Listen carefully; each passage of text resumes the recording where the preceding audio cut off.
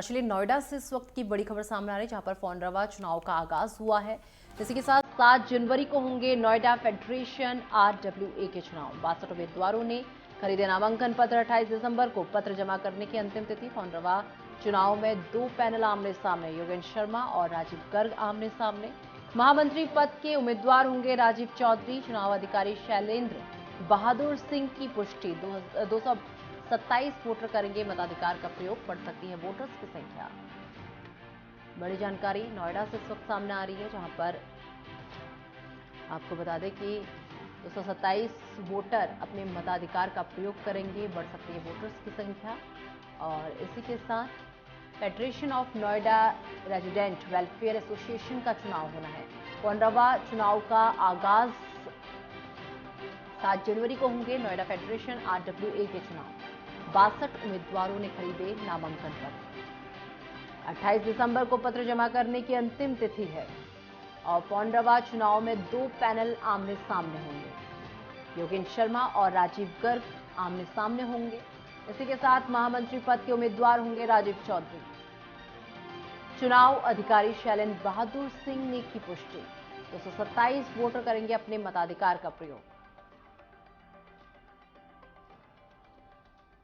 और इस खबर में तमाम जानकारी के लिए हमारे वरिष्ठ संवाददाता राजकुमार चौधरी इस वक्त हमारे साथ जुड़ चुके हैं। राजकुमार, फोनरवा चुनाव का आगाज हो चुका है और क्या कुछ अपडेट मिल पा रही है?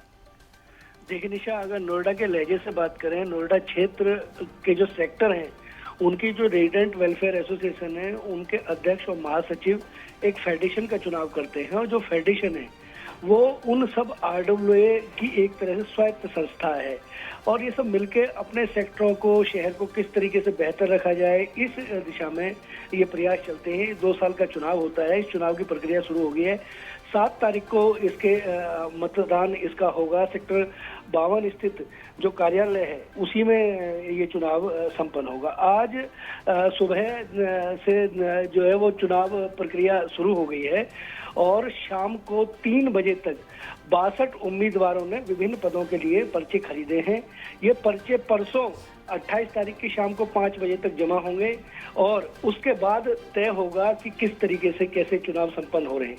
लेकिन क्योंकि समाज कल्याण अधिकारी इसमें चुनाव अधिकारी की भूमिका में है, इसलिए उन्होंने बिल्कुल स्पष्ट तौर पे इसकी पुष्टि की है। उनसे बात की तो उन्होंने स्पष्ट तौर पे कहा कि 62 पर्चों की पुष्टि करने के साथ साथ उन्होंने कहा कि इसमें एकाध जो वोटर है उसकी संख्या बढ़ सकती है, क्योंकि कई वोटर ऐसे हैं कि जो जिनका नाम सूची में था लेकिन विभिन्न कारणों से उनका नाम सूची से हटा दिया गया। उन्होंने दावा पेश किया है।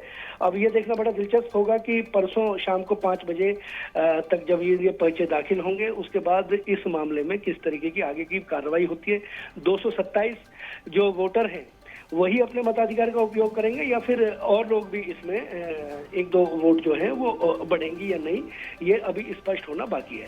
लेकिन अभी फिलहाल जो जिला इसके चुनाव अधिकारी हैं उन्होंने बिल्कुल इस तरह एक संकेत दिया है कि जिन लोगों ने दावा किया है उनकी एक स्क्रूटनी करके उन्हें एक मौका दिए जाने का प्रावधान इसमें है भी, और वो इसका प्रयास भी करेंगे। जो भी नियम होगा उस नियम के अनुसार वोटर लिस्ट को एक बार और समाहित किया जा सकता है।